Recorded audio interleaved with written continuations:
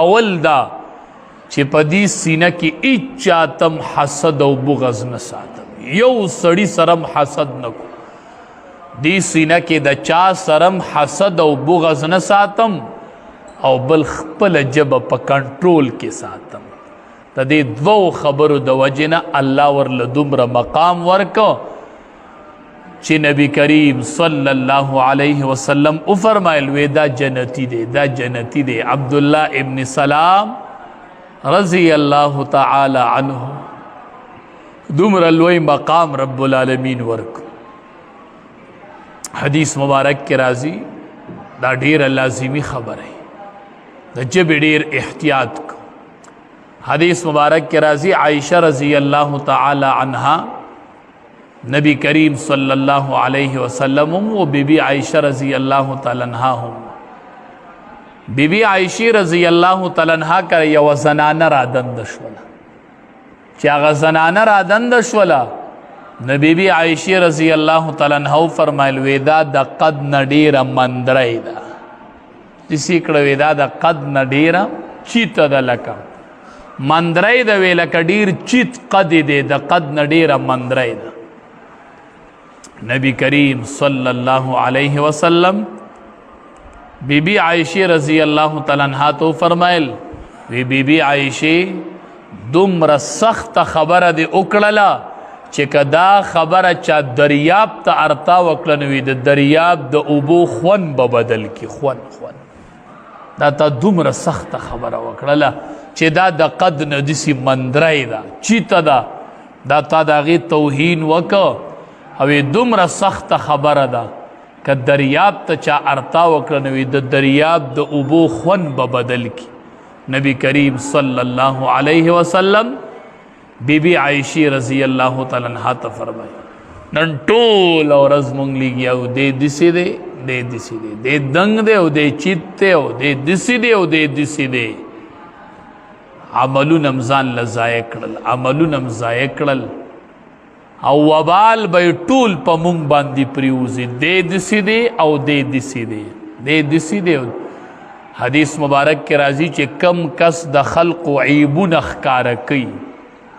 د یو عیب لټي او د بل عیب او هغه ښکاره کوي نن سبا بس میډیا دې ته پاتې شوله چې یو د یو عیب اوچته یو بل د بل عیب اوچته یو بل د بل عیب اوچته ځان له څوک د پیج د مخکې کولو د پاره څوک د ځان د مشهورولو د پاره یو د یو عیب اوچته یو بل د بل عیب اوچته یو د یو بل په عیوبو پسې سټارټ د یو شرم او د بل شرم نه او د یو سپک او د بل سپک څوک چې د یو مسلمان پرده اوچته کی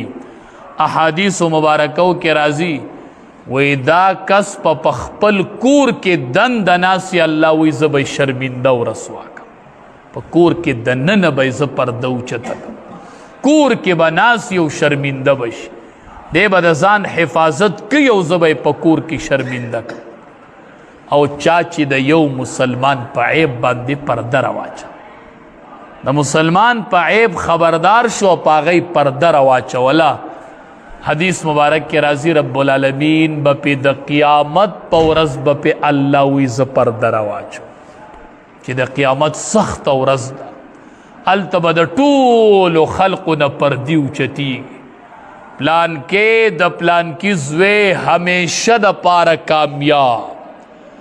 پلان کې د پلان کې زوی همیشه د پاره ناکام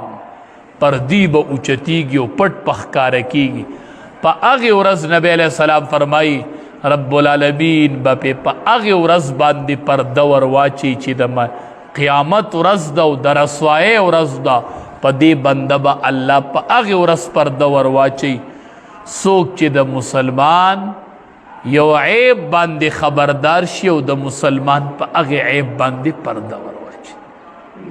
مسلمان د مسلمان رور دی حدیث مبارک کې راځي المؤمن مرآت المؤمن مومن د مومن شیشه ده یو مومن د بل مومن شیشه ده په شیشه کې سړی تخپله که داغونه ماغونه ښکاري کنه نو که داسې ته یو مومن ته وګورې او په هغه کې تا ته څه عیب ښکاره شو چې کله په شیشه باندې مونږ داغ ووینو شیشه را سره یو داغې پې نو هغې شیشې څه چل کوو هغه شیشه دیوال له را پرېږدو نه شیشه باندې چې داغ ووینو نو خپله لمن پسې روانو او لږه توکاڼه په هغې لمن پورې ومږو په هغې شیشه باندې داسې راکاږو هغه داغ تې نه لرو شیشه دیوال له نه را پرېږدو چې شیشه باندې داغ ولګېد دا به ماته نو څنګه چې موږ د شیشې نه عیب او داغ په لمن لر کوو داسې به په احسنه طریقه چې کله مسلمان کې څه نقصان وویني نو څنګه چې د شیشې نه ته ګندګي پاکوي داسې په مسلمان نه دا ګندګي په ښکلې طریقه پاکوي فإن رأى به اذن فلیمته عنه نبی علیہ السلام فرمای که مسلمان په مسلمان کې څه ګناه ولیدله نو دی دې تېنه میټو کی لکه څنګه چې موږ د شیشې نه دا ګندګي ښکلې په کپله لرکو دقه شان په ښکلې طریقه د مسلمان نه هغه نقصان لرک